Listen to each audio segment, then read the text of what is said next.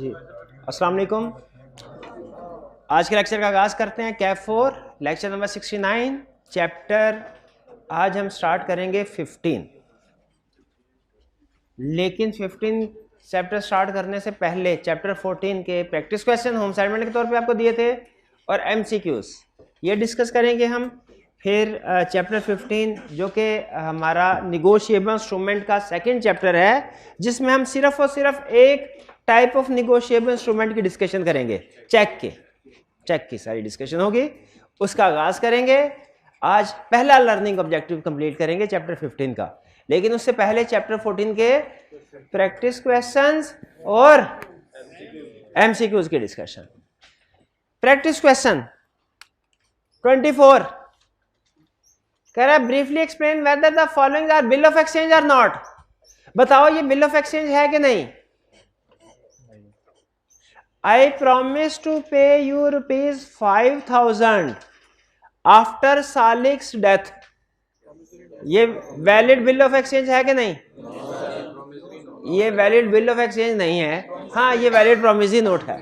शाबाश, बिल्कुल सही पहचान गए। तो अब इसी तरह पहचानिए इनमें से। Briefly explain whether the following are bill of exchange or not. आजम साइंस the instruments in following terms. ये चीजें लिख के आजम इसको साइन करता है। क्या लिखा? Pay rupees 5,000 to Asif for order. क्या है? वैलिड बिल ऑफ एक्सचेंज है, बिल्कुल valid bill of exchange, order instrument है। Second, pay bearer rupees 10,000 whenever he ask for. ये टाइम सर्टन नहीं है। शाबाश, टाइम सर्टन नहीं है। क्लियर?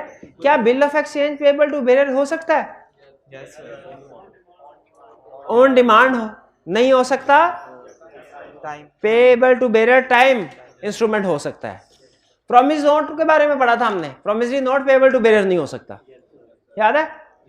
नेक्स्ट सर, ये ऊपर वाले में पार्टीज भी तो सर्टेन नहीं है। ड्रॉई बताया नहीं है कौन है। ऊपर वाले में पे रुपीज 5,000 टू आसिफ और ऑर्डर। ड्रॉई बताया नहीं कौन। नहीं, ड्रॉर अपना नाम तो नहीं बताता था ना स्टेटमेंट में, वो तो नीचे साइन करता है। तो ड्रॉई भी तो नहीं। हाँ, ड्रॉई का जिक्र नहीं है इसमें। सही कह रहे हैं, ड्रॉई का जिक्र नहीं है तो इसमें।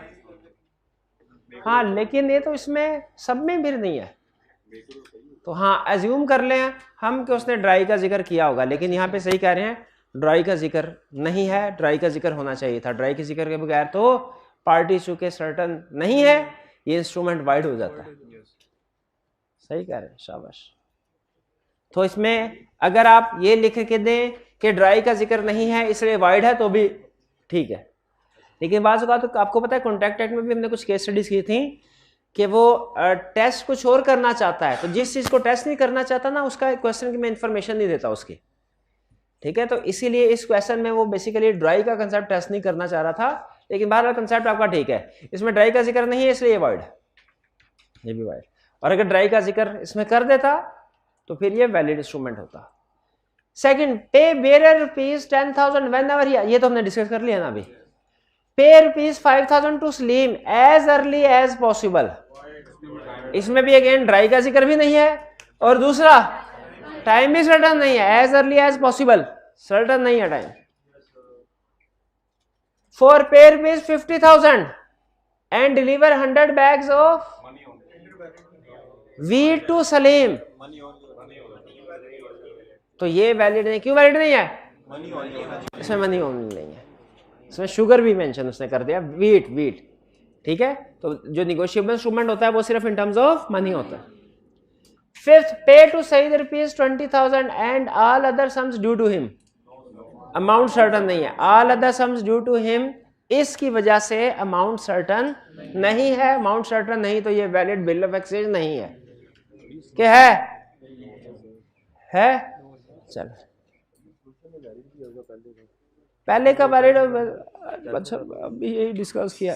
अब ऐसा करें, इसके ऊपर लिखा Azam sign the instruments in following terms. इसके आगे लिख लें ऑर्डरिंग असलम। ठीक हो गया? अब ठीक हो गया सारा, अब सारा फिट हो गया। 25, next question 25।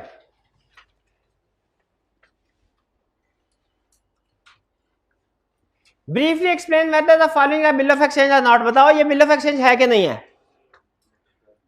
N order to Bahram to pay sum of ₹500 on telephone, क्यों नहीं है? रिटर्न नहीं है, बिल ऑफ एक्सचेंज का रिटर्न होना जरूरी है। Second, Asif draws a bill on Bahram as pay ₹10। यहां पे उसने बता दिया मैंने बहराम को ड्रॉ किया, यहां पे ना लिखेगा भाई, बताइएगा भाई कि ड्राई मेंशन नहीं किया, उसने बता दिया। Pay ₹10,000 to Salim or order but does not sign it. Sign होने चाहिए, और साइन उसने इसलिए नहीं किया क्योंकि वो लिटरेट था, पढ़ा लिखा नहीं था, तो फिर थंब इम्प्रेशन अंगूठा तो लगाना चाहिए ना उसको, बस। थर्ड, तो ये भी वैलिड बिल ऑफ एक्सचेंज नहीं क्योंकि साइन नहीं किया। Third, Asif draws a bill as पे ₹10,000 टू जमील और order but does not specify the name of ड्रॉई। Party certain नहीं है। अच्छा, वो कंसेप्ट कौन सा हमने कल पढ़ा था फिक्टिशियस पर्सन वाला, के बिल ऑफ एक्सचेंज के केस में था कि प्रॉमिसरी नोट के? कि बिल ऑफ एक्सचेंज में अगर पे कोई फिक्टिशियस ना नॉन एग्जिस्टेंस पर्सन हो तो वो क्या होता है? वाइड होता है कि payable to bearer? Payable to bearer. Fictitious person की मिसाल बताएं। कंपनी फिक्टिशियस पर्सन नहीं होती, आर्टिफिशियल पर्सन होती है। आर्टिफिशियल पर्सन हो रहा है, फिक्टिशियस हो रहा है। ऐनक वाला जिन, ठीक। 26, based on the provision of Negotiable Instrument Act 1881, briefly explain whether the following are bill of exchange or not। बताओ ये बिल ऑफ एक्सचेंज है कि नहीं? 1, बाबर। अच्छा, आपको कल 3 लफ्ज बताए थे। कौन से? Please, oblige, convenient.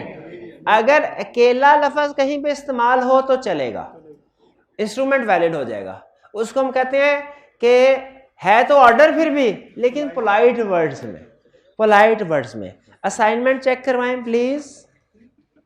अब इसकी हिम्मत है मुझे कहेगा नहीं चेक करवाने? नहीं है ना, हालांकि मैं प्लीज का वर्ड, पोलाइट वर्ड्स। तो प्लीज का वर्ड या कन्वीनियंट का वर्ड या ओब्लाइज का वर्ड अलग-अलग इस्तेमाल हो, पोलाइट वर्ड्स हैं लेकिन स्टिल ऑर्डर है। लेकिन अगर एक सेंटेंस में दो अल्फाज आ जाए तीनों में से, किन तीनों में से? प्लीज, ओब्लाइज, कन्वीनियंट, तो फिर ये सिर्फ पोलाइट वर्ड्स नहीं रहते, रिक्वेस्ट बन जाते हैं। फिर क्या बन जाते हैं? रिक्वेस्ट। और चूंकि रिक्वेस्ट बन जाते हैं, ऑर्डर नहीं रहते, ऑर्डर नहीं रहता तो प्रॉमिसरी जो बिल ऑफ एक्सचेंज भी नहीं रहता, बिल ऑफ एक्सचेंज भी नहीं रहता। नेक्स्ट, पहला, Babar please let Jazib have ₹50,000 and place it to my account and oblige.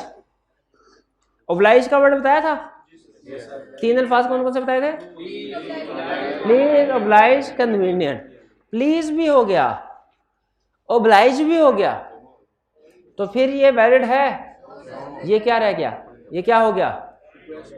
Request हो गया, ऑर्डर तो नहीं रहा। अब ये वैलिड बिल ऑफ एक्सचेंज नहीं।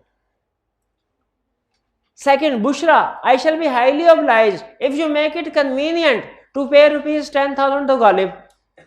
ओब्लाइज, कन्वीनियंट, ओब्लाइज, कन्वीनियंट, क्या हुआ? रिक्वेस्ट हो गई। रिक्वेस्ट के पोलाइट वर्ड्स, रिक्वेस्ट हो गई, तो ये वैलिड बिल ऑफ एक्सचेंज नहीं है। Third, Babar please pay ₹50,000 to Ehsan or order. Valid है, प्लीज का वर्ड है तो सही, polite words. 4, Bilal will much oblige me by paying to Daud ₹30,000। Polite word है, एक दफा ओब्लाइज का वर्ड यूज कर लिया उसने, पोलाइट वर्ड है तो ऑर्डर है, ये वैलिड है। Clear? Yes sir, yes sir. Next 27, in view of the provisions of Negotiable Instrument Act 1881, comment on the type and validity of each of the following instrument। Signed by Rahul. Type बतानी है और validity बतानी है कि instrument valid है कि नहीं। पहला, Numan please pay to Mehreen ₹100,000। कौन सा इंस्ट्रूमेंट है? कौन सा इंस्ट्रूमेंट है? बिल ऑफ एक्सचेंज है। वो ऑर्डर दे रहा है किसी और पार्टी को पेमेंट करने के लिए। क्या वैलिड है? क्यों प्लीज का वर्ड यूज हुआ है? सिंगल पोलाइट वर्ड्स है लेकिन है ऑर्डर वैलिड है। Second, Numan I shall be highly obliged if you make it convenient to pay ₹10,000 to Mehreen. पहले टाइप बताइए, बिल ऑफ एक्सचेंज, क्योंकि वो खुद पेमेंट करने का वादा नहीं कर रहा, किसी और पार्टी को कह रहा तुम पेमेंट करो। ये बिल ऑफ एक्सचेंज है। टाइप वैलिडिटी, क्या वैलिड है? क्यों वैलिड नहीं है? रिक्वेस्ट बन गई है ये। Third, I acknowledge myself to be indented to Numan in ₹100,000 to be paid on demand for value received.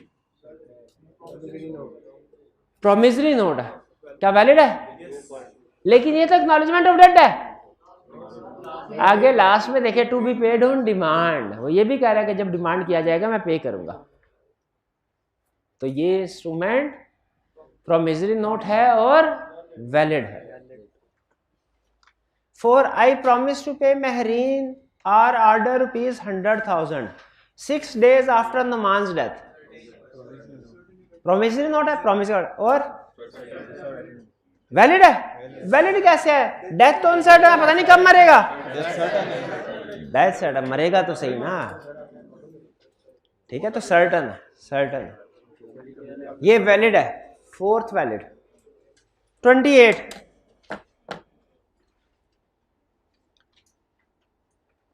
Specimen of A negotiable instrument दिया, बताइए ये कौन सा negotiable instrument? Identify the type of above negotiable instrument and briefly describe it's essential characteristics under the previous negotiable instrument. कौन सा instrument है ये? कैसे पता चला बिल ऑफ एक्सचेंज है? 3 पार्ट। कौन कौन सी है? तो सिर्फ लाइक लैला, 3 पार्टीज है। तो सीफ कौन है? पेई। लैला कौन है? और लई कौन है? ड्राई कौन है? पेई कौन है? पेई। और ड्रॉर कौन है? लाइक। शाबाश, बिल्कुल 3 है। ये क्या? SD stamped. स्टैम्प, कोई स्टैम्प लगानी पड़ती है? रेवेन्यू स्टैम्प लगानी पड़ती है, बिल्कुल ठीक। तो ये बिल ऑफ एक्सचेंज है। अब फिर कह रहे हैं एसेंशियल कैरेक्टरिस्टिक्स बताओ इसकी। बिल ऑफ एक्सचेंज की कैरेक्टरिस्टिक्स बताओ, ये भाई बताएंगे। बिल ऑफ एक्सचेंज की characteristics must be writing order, definite and unconditional, signed by whom? Draw, dry and पेई। सिर्फ ड्रॉ एंड ड्राई। शाबाश, शाबाश। तो ये इसके एसेंशियल्स है जो हमने लिस्ट पढ़ी थी। कोई प्रॉब्लम? कोई प्रॉब्लम नहीं है जी।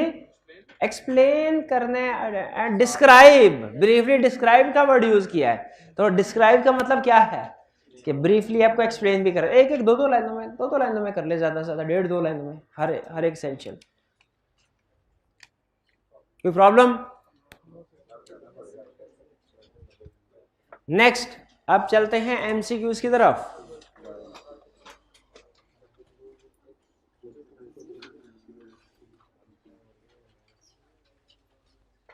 तैयार है? A promissory note is a document in writing containing an a conditional promise to pay, conditional order to pay, unconditional promise to pay. Yes, ये है promissory note। और अगर अनकंडीशनल ऑर्डर टू पे हो, बिल ऑफ एक्सचेंज बन जाता है। तो करेक्ट ऑप्शन हमारी क्या हुई? C. Second, if a document contains an order directing a person to pay, it is directing an order directing person to pay। ये क्या? Bill of exchange. Bill of exchange में ऑर्डर होता है ना, promissory note क्यों नहीं?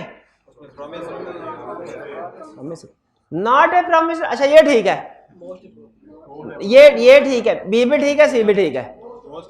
MCQ बनाने वाले की अकल को सलाम जिसने नॉट ए प्रोमिसरी नोट लिखा है। बहरहाल तो ये प्रॉमिसरी नोट ये भी ठीक है, सी भी ठीक, लेकिन सी ज्यादा क्योंकि ये डायरेक्टली है बिल ऑफ एक्सचेंज, और जाहिर है bill of exchange promissory note नहीं है, प्रॉमिसरी नोट नहीं है तो ये भी ठीक है, लेकिन ज्यादा अप्रोप्रिएट क्या है, सी। कंडीशनल प्रॉमिसरी नोट कभी कंडीशनल नहीं हो सकता। Third, a promise to pay is conditional if it depends upon certain event, that is death, or death of B, the promise is to pay on X death if he leaves the maker enough to pay. ये conditional बन जाता है जिससे ये promissory note valid नहीं होता, तो ये कंडीशन है, ये कंडीशनल बन रहा है बी में, B option correct. It is to pay on demand, जब डिमांड करेगा तब पे किया जाएगा, ये भी तो कंडीशनल है नहीं, ला इसे कहता है ये कंडीशनल नहीं है। इट इज टू पे आफ्टर ए सर्टेन पीरियड, ये भी कंडीशनल नहीं, टाइम इंस्ट्रूमेंट कहलाता है, ये डिमांड इंस्ट्रूमेंट है, ये टाइम इंस्ट्रूमेंट है। अगर पेएबल इन कंट्री हो, पेएबल इन पाकिस्तान ओनली हो, वो इनलैंड होगा, तो ये कंडीशन नहीं होती, ये कंडीशनल नहीं समझे जाते। Clear? Next 4, in promissory note there are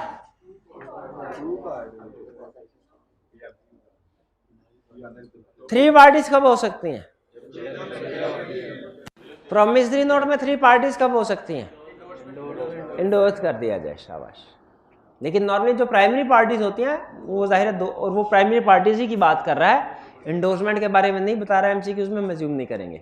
2 party, bill of exchange हो तो 3 पार्टीज होती हैं, और चेक हो तो चेक भी 3 पार्टीज होती है। सम टाइम उसमें 2 हो जाती हैं, अगर आप खुद ही चेक लिख के खुद ही पेमेंट लेने के लिए पहुंच जाए, पेएबल टू बेयरर, लेकिन ऑफिशियली 3 पार्टीज है।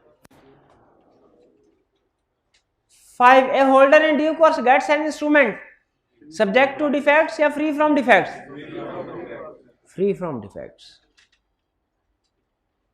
विच can not be further negotiated, ये होता है नहीं? हाँ जी। सब्जेक्ट टू सर्टेन राइट्स, नहीं। अच्छा, कैसा हो सकता है कि कोई निगोशिएबल इंस्ट्रूमेंट फर्दर निगोशिएट ना हो? कब हो सकता है?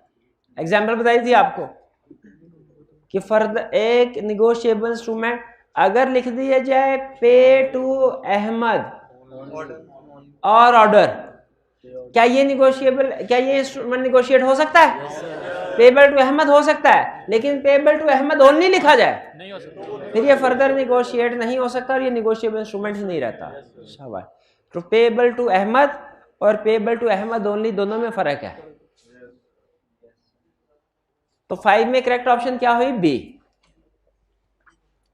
6, ए प्रॉमिसरी नोट चेक और bill of exchange is an inland instrument if it is drawn in Pakistan, payable in Pakistan, drawn on any person resident in Pakistan, नहीं, दोनों कंडीशन पूरी होनी चाहिए, ड्रॉन भी पाकिस्तान में, पेएबल भी पाकिस्तान में, तो ये सी कंडीशन है। हमने पढ़ा ड्रॉन इन पाकिस्तान, ये तो कंफर्म होना चाहिए, फिर पेएबल इन पाकिस्तान या payable to resident of Pakistan, इन दोनों में से कोई एक पूरी होनी चाहिए कंडीशन, फिर वो इनलैंड होगा। और अगर कोई इनलैंड इंस्ट्रूमेंट नहीं है तो वो फॉरेन इंस्ट्रूमेंट है। 6 में करेक्ट ऑप्शन हमारी क्या हुई? C, drawn and payable in Pakistan. Drawn and payable outside Pakistan, ये तो फॉरेन इंस्ट्रूमेंट होगा, और बाकी के भी foreign instruments. Drawn upon any person resident in Pakistan, अगर ये ड्रॉन इन पाकिस्तान है तो उसे नहीं बताया हुआ, उस सूरत में इनलैंड होता, और लेकिन अगर ड्रॉन आउटसाइड पाकिस्तान है तो foreign instrument.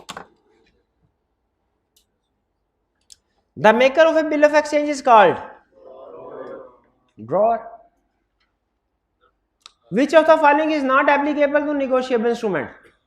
It must be in writing. It must be transferable. Yeah. It must be registered. No. It must be signed. Negotiable instrument register होना जरूरी नहीं है, रजिस्टर्ड होना जरूरी नहीं है। कुछ याद आ रहा है क्या? चैप्टर 3 था, हाँ तो बताओ फिर। वो कुछ कॉन्ट्रैक्ट्स पढ़े थे जो रजिस्टर्ड होना जरूरी हैं। ये मेरा भाई नहीं, वो था एक एग्रीमेंट विदाउट कंसीडरेशन इज, ये नहीं, कौन से एग्रीमेंट से रजिस्टर्ड होना जरूरी है? Completed gift, agreement on account of nature, love and affection का रजिस्टर्ड होना जरूरी है। Time bar date, agreement to pay, इसका रिटर्न होना जरूरी नहीं था। इसका था कि agreement without consideration is valid. Return registration में नहीं था, ये क्या था? एग्रीमेंट टू पे फॉर पास वॉलंटरी सर्विसेज, इसकी रजिस्ट्रेशन की रिक्वायरमेंट थी कि नहीं थी? नहीं थी, ये बस रिटर्न होना, रजिस्टर्ड होना तो रिक्वायर्ड नहीं था ना।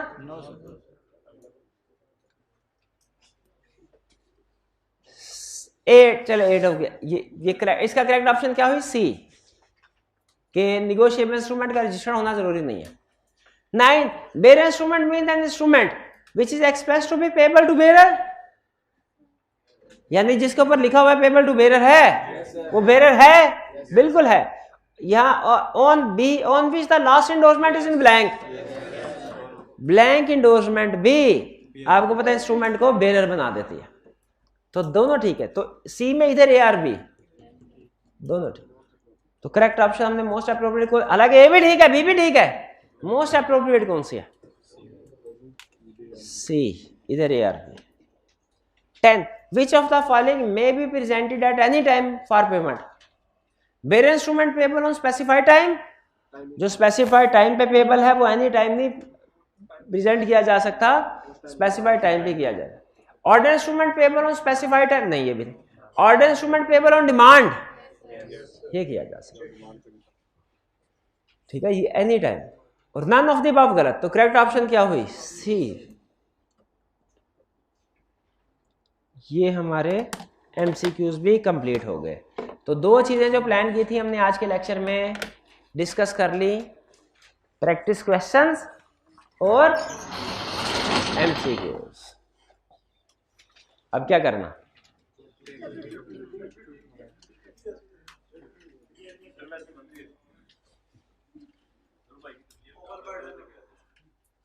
तबीयत खराब है किसकी?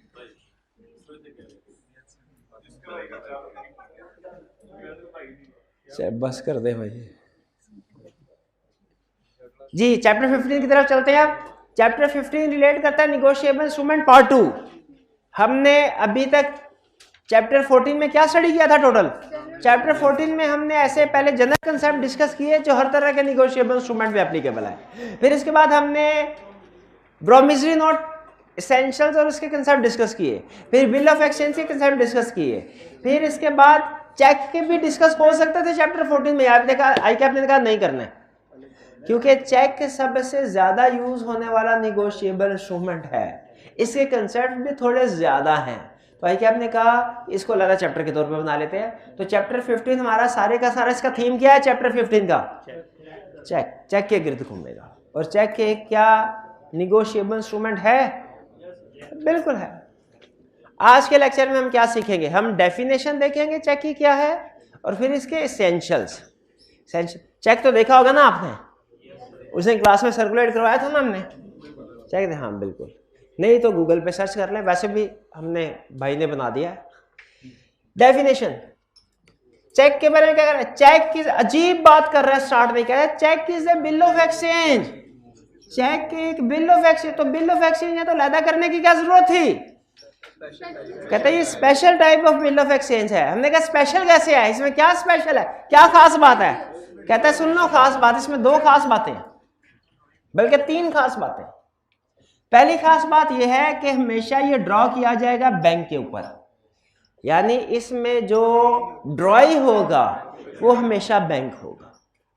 दूसरी खास बात, ये हमेशा पेएबल ऑन डिमांड होगा, टाइम इंस्ट्रूमेंट नहीं होगा। यानी चेक जैसे ही बैंक को प्रेजेंट किया जाएगा, अगर बाकी सारी चीजें भी ठीक है, डेट, साइन, अमाउंट्स वगैरह, तो बैंक इमीडिएटली पे करता है हमेशा। बैंक आपको ये नहीं कहता 2 दिन बाद आके पेमेंट ले जाना। तो चेक में और नॉर्मल बिल ऑफ एक्सचेंज में क्या फर्क है? एक ये हमें इसमें हमें ड्रॉई हमेशा बैंक होगा, पेएबल ऑन डिमांड होगा हमेशा, और इसमें ड्रॉई को एक्सेप्ट करने की जरूरत नहीं होती। नॉर्मल बिल ऑफ एक्सचेंज में तो हमने कल पढ़ा था ड्राई को एक्सेप्ट करना पड़ता है ना, ड्राई की एक्सेप्टेंस होनी चाहिए लाजमी, फिर ही वो एक वैलिड होगा, फिर ही वो बाइंडिंग होगा, लायबल होगा ड्राई के ऊपर, वरना वो ड्राई के ऊपर लायबल नहीं होता, ड्राई जिम्मेदार होता है। तो लेकिन बैंक के केस में साइन होना जरूरी नहीं है। किसके साइन होना जरूरी नहीं है? ड्राई के, ड्रॉअर के लाजमी है, वरना नॉर्मल बिल ऑफ एक्सचेंज में तो आपको पता है, नॉर्मल बिल ऑफ एक्सचेंज में तो 3 पार्टीज के साइन होते हैं ना, हिलाइन नॉर्मल में 3 पार्टीज के साइन होते हैं ना, 3 के नहीं, किसी 2, किसके किसके? हाँ शाबाश, ड्रॉअर और ड्राई के। लेकिन चेक के केस में एक special type of bill of exchange है, सिर्फ ड्रॉअर के साइन होंगे, ड्राई के नहीं। तो ये कुछ डिफरेंस समझ आ गया? ये इसलिए भी आपको बता रहा हूं कि चैप्टर एंड पे हो सकता है जिस तरह हमने प्रोमिसरी नोट और बिल ऑफ एक्सचेंज में डिफरेंस पढ़ा था, उसी तरह बिल ऑफ एक्सचेंज और चेक में डिफरेंस पड़े, तो आपको डिफरेंस के 2-3 पॉइंट बता दिए, ठीक है। अच्छा, इसमें कुछ बातें ऐसे लिखी हुई हैं जो कि निगोशिएबल इंस्ट्रूमेंट में नहीं लिखी हुई, या निगोशिएबल इंस्ट्रूमेंट में कुछ और लिखा है लेकिन यहां पे कुछ और। ये किस वजह से है? ये स्टेट बैंक की वजह से। आपको बताया था ना, पाकिस्तान में निगोशिएबल इंस्ट्रूमेंट्स को रेगुलेट करने की अथॉरिटी स्टेट बैंक है। तो बाज़ का स्टेट बैंक कुछ ऐसे ऑर्डर पास करता है जो कि निगोशिएबल इंस्ट्रूमेंट के हो सकते हैं उसके केस। तो पाकिस्तान में चूंकि स्टेट बैंक को पाकिस्तान रेगुलेट, तो हम उसकी बात मानते हैं। जैसे निगोशिएबल इंस्ट्रूमेंट कहता है promissory note payable to bearer भी हो सकता है, डिमांड भी हो सकता है, लेकिन स्टेट बैंक क्या कहता है?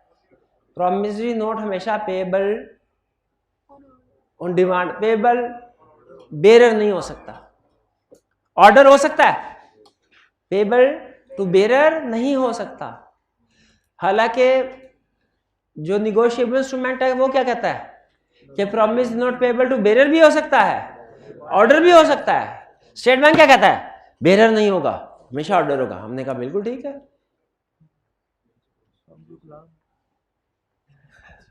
अब स्पेसिमन चेक का, चेक के क्या क्या पार्ट्स होते हैं, ये है बेसिकली, इसके ऊपर चेक के ऊपर हमेशा जिस बैंक का चेक होता है ना उसका नाम लिखा होता है। यूं समझ लीजिए ये ड्राई ने अपने साइन कर दिए, एक तरह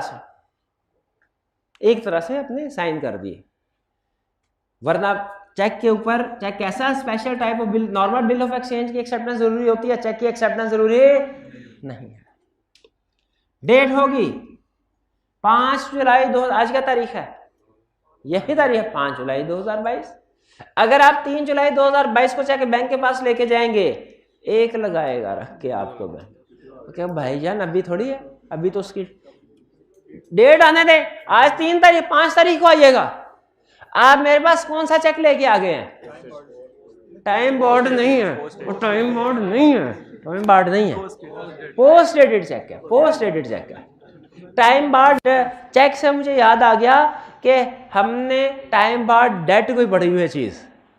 बताएं, अब अपने पाप का प्रायश्चित करें। टाइम बार्ड डेट बताइए, उसके लिए क्या वो वैलिड है? Without consideration. Time barred date पढ़ा था ना?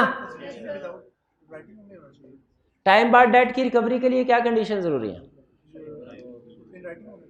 ये विदाउट कंसिडरेशन वैलिड होता है, लेकिन इसका इन राइटिंग होना चाहिए, इसका साइंड बाय डेडर होना चाहिए और ऑथोराइज्ड एजेंट और relates to law of limitation. 3 points क्यों नहीं याद किए? चैप्टर नहीं पढ़ा ही नहीं है।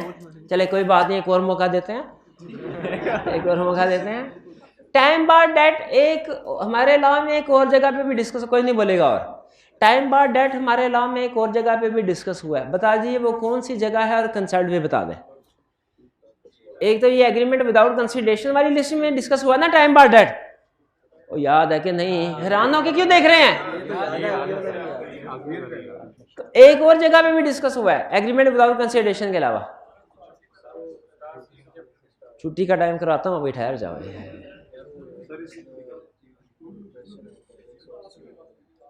अब बता भाई, क्यों नहीं याद आ रहा? ये भाई बताएगा। टाइम बार डेट, एक तो एग्रीमेंट विदाउट कंसिडरेशन वाली लिस्ट में याद क्यों नहीं याद करते? देख ये कह रहा था अभी छुट्टी करने को। बता भाई, है क्लास में कोई स्टूडेंट जो नहीं वो बैग में रह गया। क्लास में कोई स्टूडेंट 100 रुपीज ना मिलेगा क्लास के बाद एक स्टूडेंट है सिर्फ, बताइए, शाबाश। टाइम बार डेट हुआ जिसकी ड्यू डेट के बाद पेमेंट की जाए। भाई की तलाशी लें, जितने पैसे मिले मुझे दे दो। क्या है टाइम बार डेट की तो पेमेंट होगी नहीं।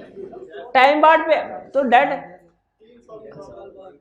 3 साल के बाद टाइम बार। अच्छा, आप मुझे टाइम बार डेट की डेफिनेशन बता रहे हैं कि ये ऐसा डेट है जिसको पेबल हुए 3 साल से ज्यादा का अरसा गुजर जाए। सर वो बात तो नहीं थी कि जितना रिकवर कर सकते हो ले लो, जितना रिकवर कर सकते हो ले लो, जितना नहीं रिकवर कर सकते छोड़ दो, इस तरह की कोई बात नहीं थी। ये हाल है आपका। शाबाश, रूल ऑफ एप्रोप्रिएशन में बताया था। एप्रोप्रिएशन के रूल बोल के एक सच बताना, ये कह रहा था, ये क्या कह रहा था कि जितने पैसे रिकवर हो सकते हैं कर लो और जितने नहीं हो सके खुदा का खौफ करे। एप्रोप्रिएशन में क्या स्टडी किया था कि अगर डेटर स्पेसिफाई ना करे तो क्रेडिटर की मर्जी है, वो जिस डेट को एलोकेशन करना चाहे कर सकता है।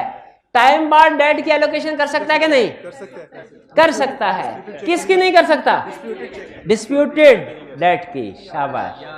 तो ये 2 जगह पे डिस्कस हुआ, आप नोट कर लें फिर, ठीक है? हाँ जी। तीसरा, चेक वाले टॉपिक में कि पोस्ट डेटेड चेक ऐसा चेक होता है जो कि अभी ऐसी डेट लिख दी जो भी आनी है, तो ये वैलिड चेक नहीं अभी बना। वैलिड चेक कब बनेगा? ये जब वो टाइम आ जाएगा, उससे पहले इसकी पेमेंट नहीं होगी। जिस चेक की अभी डेट ही नहीं आई उसे कहते हैं पोस्ट डेटेड चेक, और जिसकी डेट आके 6 महीना हुए गुजर भी गई, स्टेल चेक, जिसे काउंटिंग में शायद आप टाइम बार्ड चेक भी कहते रहे। स्टेल चेक की भी पेमेंट नहीं। पढ़ा था ना कंसेप्ट? क्या पढ़ा था कि चेक की डेट को 6 महीने से ज्यादा अरसा गुजर जाए तो उसकी पेमेंट नहीं होगी। बैंक उसको क्या कर देता है? डिसऑनर। अगर ये चेक हमारे पास है 5 जुलाई 2022 वाला, इसको हम 6 जनवरी 2023 को बैंक के पास ले जाएंगे, बैंक क्या करेगा? फिर एक लगाएगा, कहेगा पहले तुम बहुत जल्दी आ गए थे, अब बहुत देर से आए हो। पहले ये चेक पोस्ट डेटेड था, अब ये स्टेल हो गया है। तो स्टेल चेक समझ गए? STALE, स्टेल चेक, जिसे आप काउंटिंग में क्या कहते थे? टाइम बार्ड चेक कहते थे ना, वो BRS के क्वेश्चन में। चलिए, अच्छा, अब ये डेट, ये तो हो गया डेट क्लियर है। ये क्या है? ये पेई है। अच्छा, ये बेयर इंस्ट्रूमेंट है या कि ऑर्डर इंस्ट्रूमेंट है? बेयर इंस्ट्रूमेंट है। कैसे पता चला? और बेयर लिखा है। अब कौन सा हो गया? Order.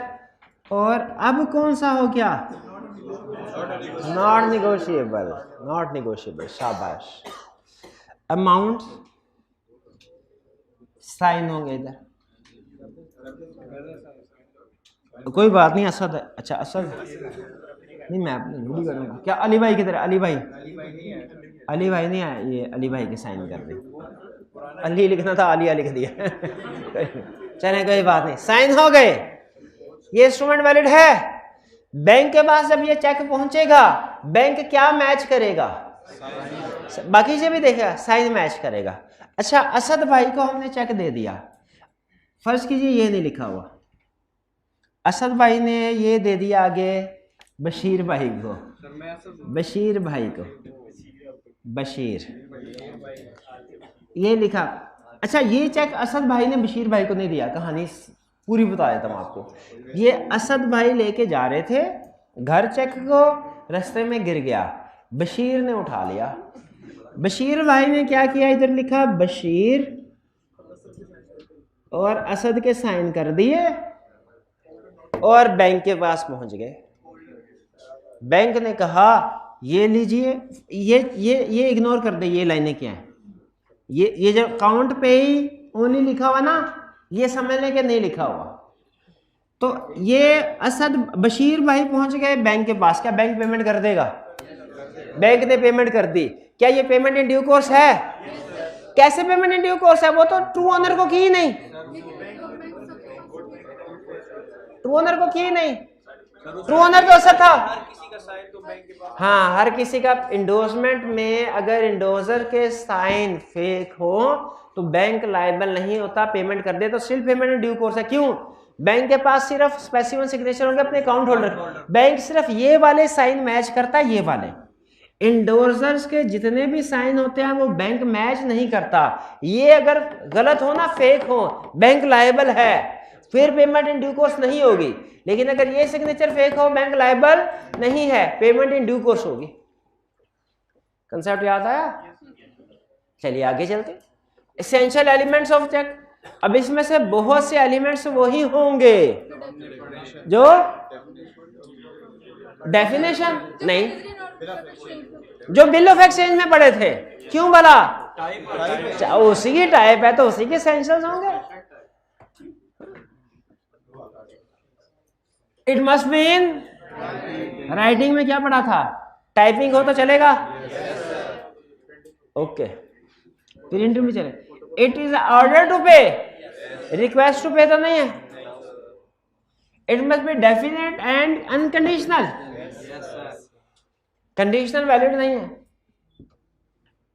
It must be signed by, क्यों? उधर तो था, उधर बिल ऑफ एक्सचेंज में तो लिखा signed by drawer and right.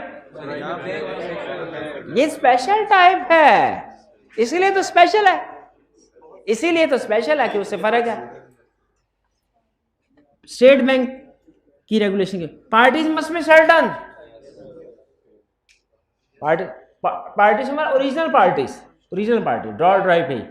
बाकी आपको पता है अगर बेयर इंस्ट्रूमेंट है तो वो सर्कुलेट कर सकता है। अमाउंट शुड बी, कौन सी अमाउंट सर्टन नहीं होती? कंटिंजेंट एडिशन और contingent deduction subtraction.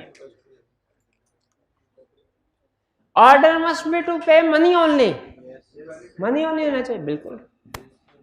It is always drawn on a specified banker, ये उधर तो नहीं थी बिल ऑफ एक्सचेंज में, स्पेशल टाइप, ठीक है। और उसमें वो भी था कि साइन दो पार्टीज करेंगे, ड्रॉअर और ड्राई। बिल ऑफ एक्सचेंज में, चेक में साइन सिर्फ कौन करता है? ड्रॉअर साहब।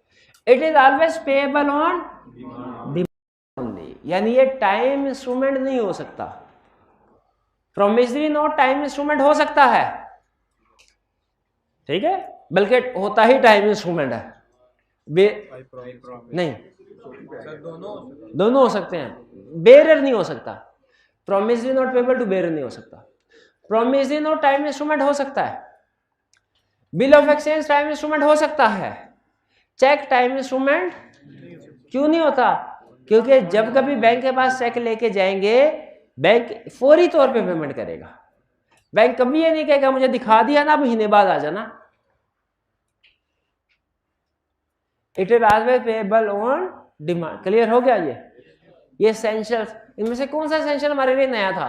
जरा कंपेयर करके मुझे बताइए, कौन सा एसेंशियल ऐसा जो बिल ऑफ एक्सचेंज में नहीं था?